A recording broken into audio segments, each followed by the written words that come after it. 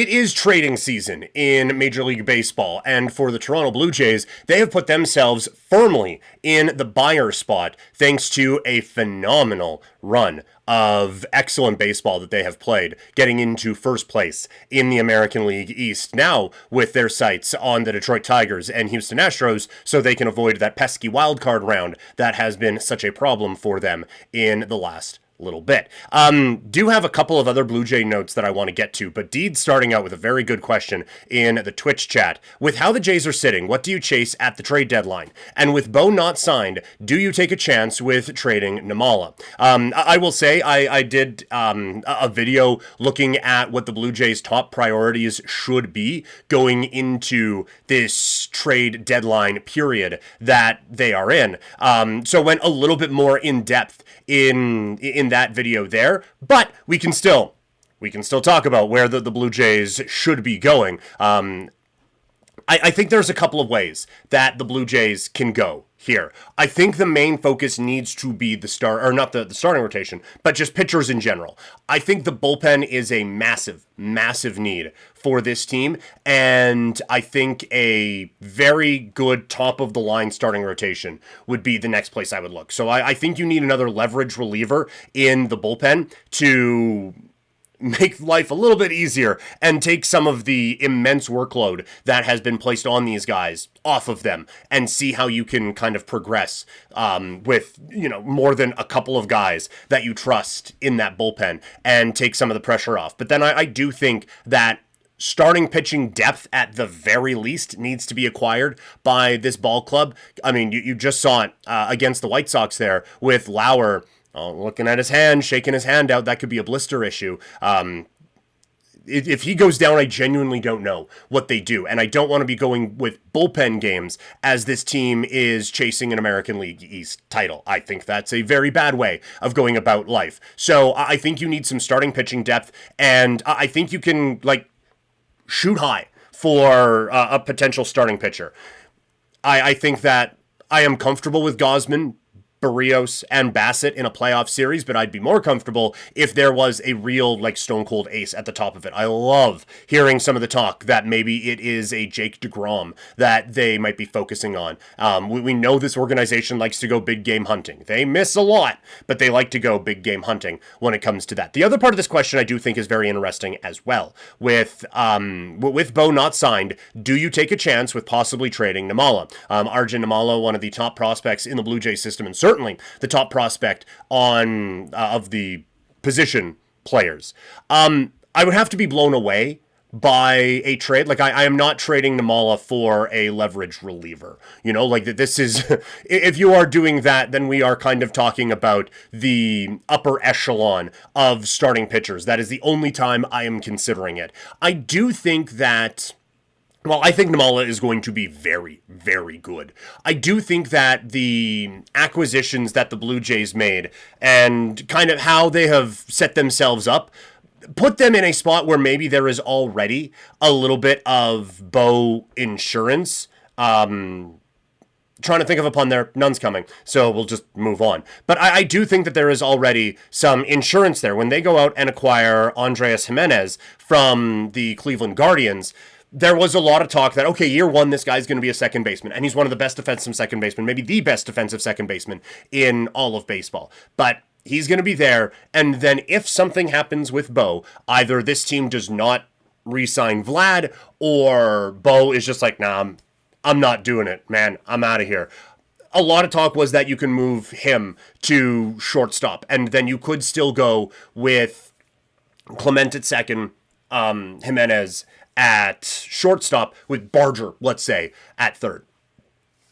It's not, oh my God, illegal, watch out Yankees type of an infield, but you can get by on that. And then whatever money you are not spending on Bo, you can go out and try to make a big splash that way. And so you already have a bit of Bo Bichette insurance there.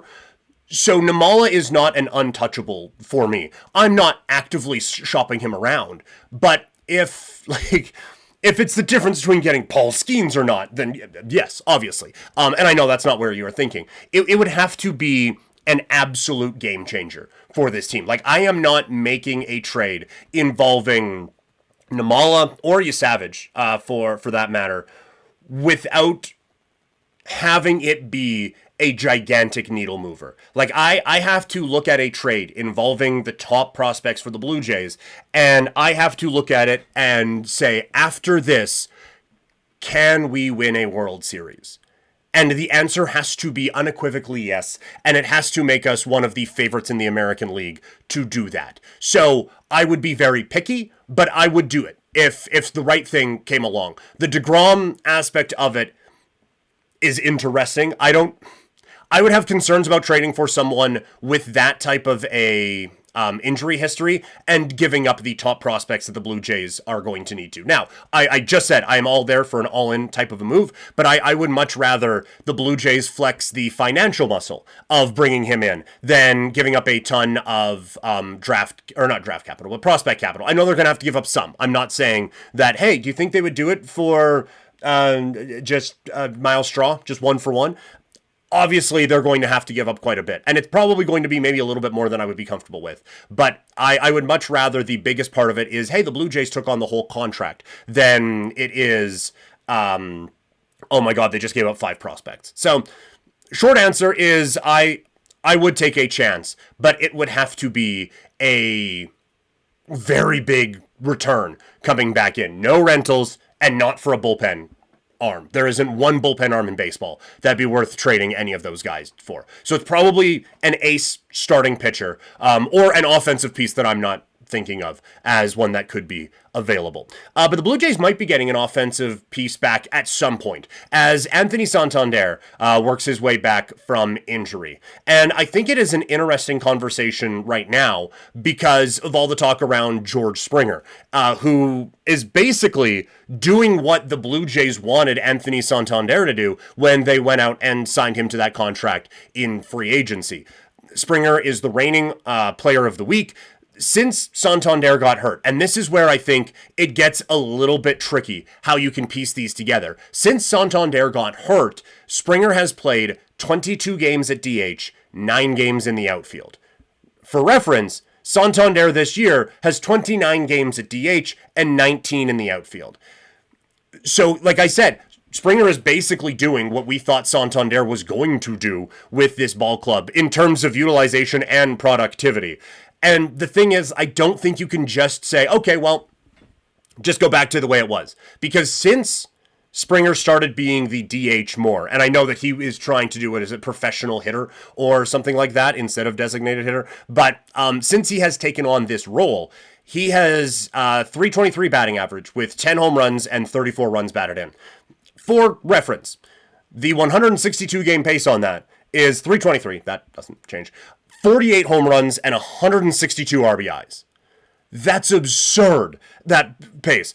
A, I think he's going to fall off a little bit. But B, I don't know how you stop doing that. So A, I think with Santander, this gives you the opportunity. You're not rushing him back, right? This is not a, man, if you're 75%, your next rehab assignment is a designated hitter with the Blue Jays because we need something. This is a, let's make sure you are really right as rain before we get back into this, or before we get you back into this, and we can extend some rehab and really make sure that you are comfortable at the plate. And maybe while we're doing this, we're able to fix a couple of things that have been a problem with you hitting like 176 on the season. So the first part of it is take your time coming back, my guy.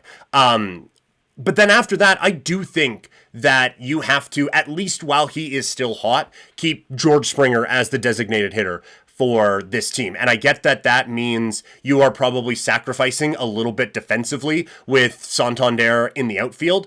And I do think that you will have to have some defensive substitutions with him ready for late game situations and everything like that. But it's something we've talked about with this team before. If they go out and add a real impact piece to the lineup, there are going to be young players who are playing well who are going to get less of an opportunity, which feels like it sucks. But I do also think that it is what great organizations have the tough time of doing. It's finding playing time for everybody. And so building up that depth is not a bad thing. And so I do think that when Santander comes back, there's going to have to be more time in the outfield for him, at least initially, because of how effectively George Springer is playing as this team's designated hitter. Now, as Dan Shulman has said a number of times, these things have a way of working themselves out. So maybe by the time Santander is back, maybe there's a couple of other things that have bumped around that allow the Blue Jays to really just not have to make a decision on that thing. But I think when everybody is healthy, I still think the status quo is probably the way to go for the Toronto Blue Jays. That is going to do it for the Blue Jays talk as we get ready for a weekend set with Oakland, not Oakland, the Athletics. So if you have, though, any other Blue Jays notes, send them in the chat. And if you're watching this after the fact, let me know in the comment section. Do you agree with kind of my synopsis on a couple of things there with the Toronto Blue Jays? Just a reminder that we are trying to grow things here at Couch Potato Diary. So if you could share this with your friends and just a couple people you don't like to throw them off, that would be fantastic. If you're watching, share the video. If you are listening after the fact, share the podcast episode. Those things really do help. Also remember to rate, review, and subscribe wherever you are consuming this.